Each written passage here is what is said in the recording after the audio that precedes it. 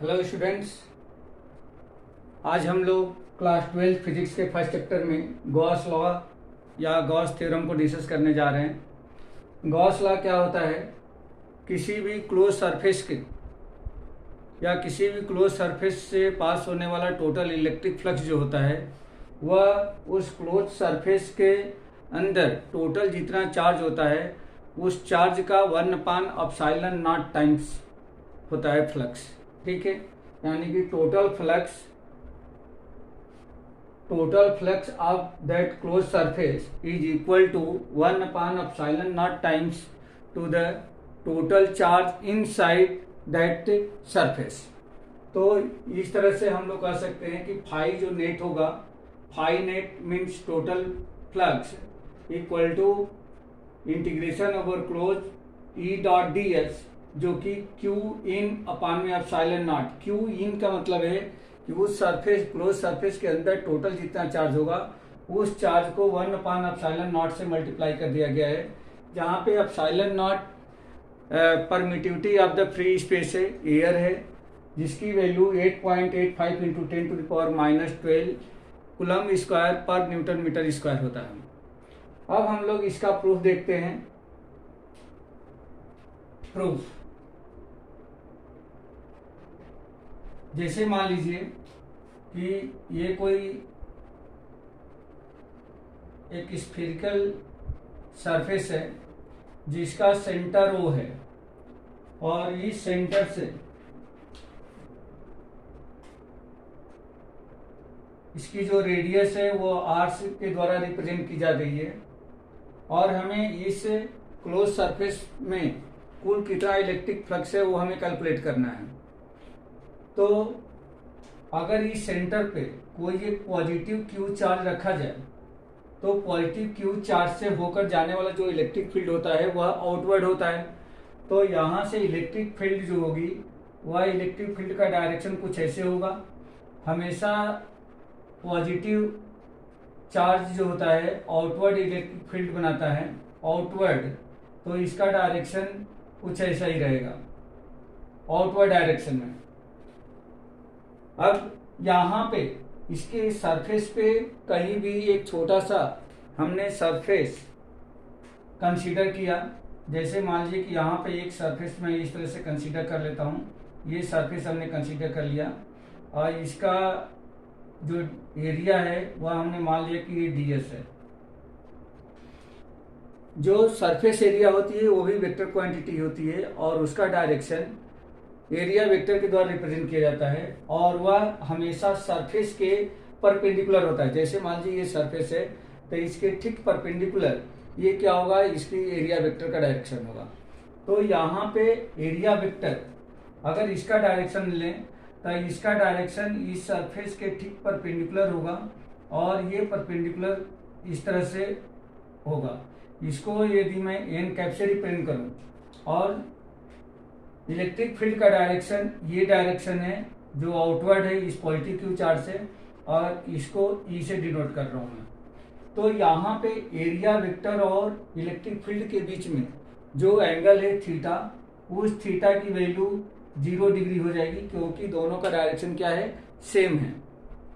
यहाँ पे electric field अगर हम कैलकुलेट करें तो since electric field equal to क्या होता है, इलेक्ट्रिक फील्ड इक्वल टू होता है 1/4πε0 इंटू Q/r²। ये इलेक्ट्रिक फील्ड होता है। अब हमें ये कैलकुलेट करना है कि इस पूरे सरफेस के ड्यू टू इलेक्ट्रिक फ्लक्स कितना होगा।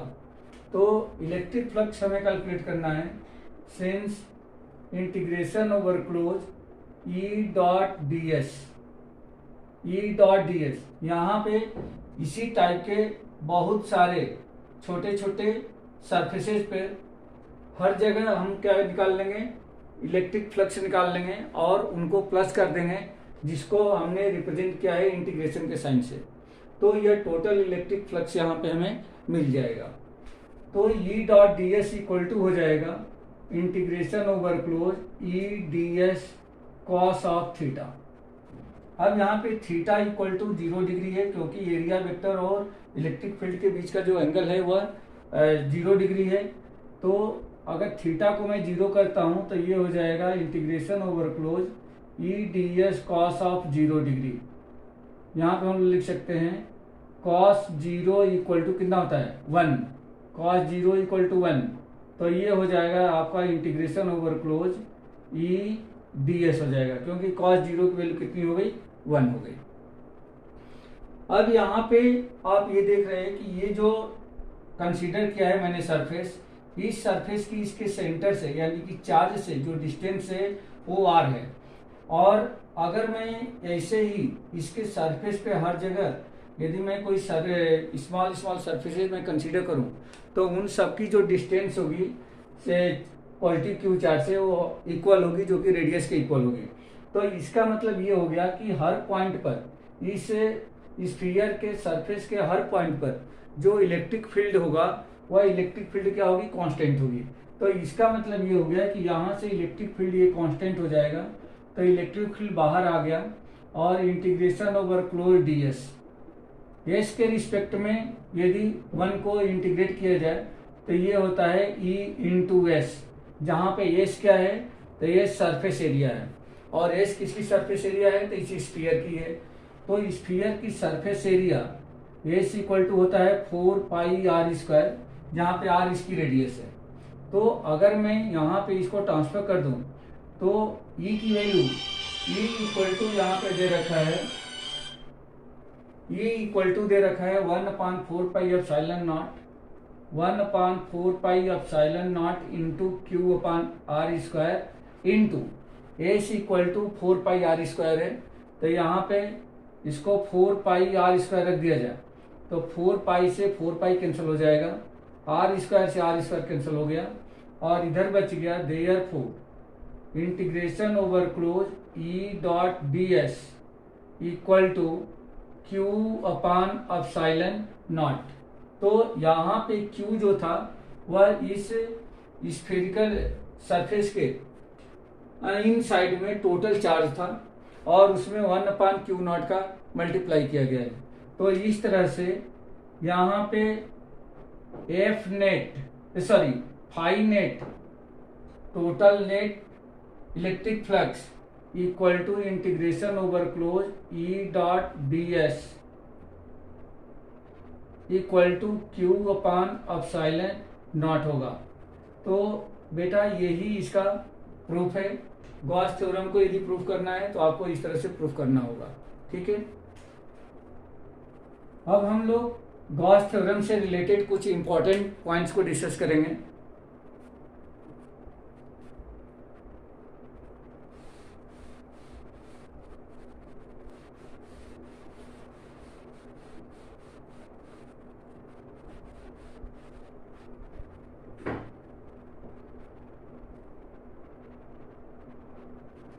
इंपॉर्टेंट पॉइंट,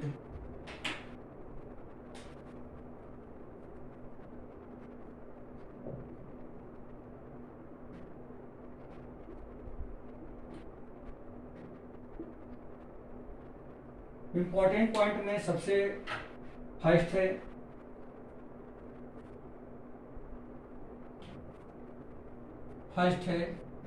सरफेस किसी भी टाइप का हो उसके अंदर टोटल जितना इलेक्ट्रिक फ्लक्स होगा हमेशा सेम रहेगा, फ्लक्स कभी भी चेंज नहीं होगा। जैसे मान लीजिए कि हमने सबसे पहले एक स्फेरिकल सरफेस कंसीडर किया जिसके अंदर क्यू चार्ज हो इनसाइड, या इसी को हमने क्यूबिकल एक सरफेस बना लिया क्यूबिकल, और इसके अंदर भी अगर टोटल चार्ज Q हो, और एक हमने इरेगुलर सरफेस क्लोज सरफेस ले लिया और इसके अंदर भी यदि Q चार्ज हो, ये फर्स्ट पोजीशन है, सेकंड पोजीशन है और ये थर्ड पोजीशन है, तो इस सिचुएशन में तीनों के इनसाइड टोटल जितना इलेक्ट्रिक फ्लक्स होगा वह φ1 इक्वल टू φ2 इक्वल टू φ3 के इक्वल होगा। तो कहने का मतलब ये हो गया इलेक्ट्रिक फ्लक्स जो है वह सरफेस के शेप पर डिपेंड नहीं करता है, ठीक है। सेकेंड पॉइंट है, सेकेंड पॉइंट, यदि जैसे मान लीजिए कि किसी इरेगुलर शेप सरफेस के अंदर कुछ चार्ज है, कुछ आउटसाइड में चार्ज है, तो जैसे मान लीजिए कि Q1, Q2, Q3, मान लीजिए कि ये निगेटिव चार्ज है और ये सबके सब ये पॉजिटिव चार्ज है, ये पॉजिटिव चार्ज है, और ये Q4 चार्ज आउटसाइड है, ये भी निगेटिव है। तो उस सिचुएशन में जो इसका टोटल इलेक्ट्रिक फ्लक्स आएगा, जो टोटल इलेक्ट्रिक फ्लक्स आएगा वह ये जो चार्ज होंगे इनसाइड, बस वही चार्ज इसमें काउंट होंगे। मतलब इसमें फाई नेट जो होगा वह होगा Q1 plus Q2 minus Q3 whole upon में एप्सिलॉन नॉट। तो हमेशा फ्लक्स काउंट करते समय हमें ये देखना है कि उस सरफेस के अंदर, उस सरफेस के इनसाइड टोटल जितना चार्ज होगा उन्हीं चार्ज का हमें सम करना है और उसको 1/एप्सिलॉन नॉट से मल्टीप्लाई करना है। तो इस तरह से हम नेट फ्लक्स फाइंड आउट कर सकते हैं।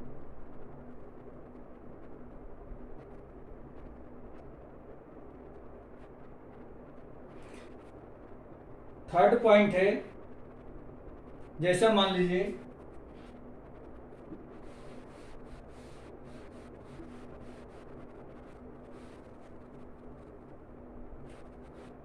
कि ये एक क्यूबिकल सरफेस है और इसके सेंटर में एक पॉजिटिव क्यू चार्ज रखा गया है। तो जैसा जानते हैं कि हर सरफेस इसमें सिमेट्री में होता है। तो यह एक सरफेस है और इस एक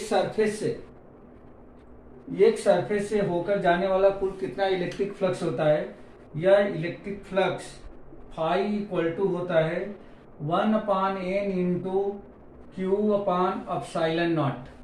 अब 1/n इंटू Q/एप्सिलॉन नॉट, इसमें n क्या है, तो where n is number of faces. तो यहाँ पे इस तरह से हम लोग फाइंड आउट कर सकते हैं। फाई जो नेट होगा वह Q/n इंटू एप्सिलॉन नॉट के इक्वल हो जाएगा। ये थर्ड इंपॉर्टेंट पॉइंट था इसमें। तो इस तरह से हम लोग किसी भी क्यूब या क्यूबॉइडल जिसमें फेसेस जो है वह अगर सिमेट्री में हो तो किसी एक फेस से होकर पास होने वाला कुल इलेक्ट्रिक फ्लक्स इस तरह इस फार्मूले से हम लोग कैलकुलेट कर सकते हैं।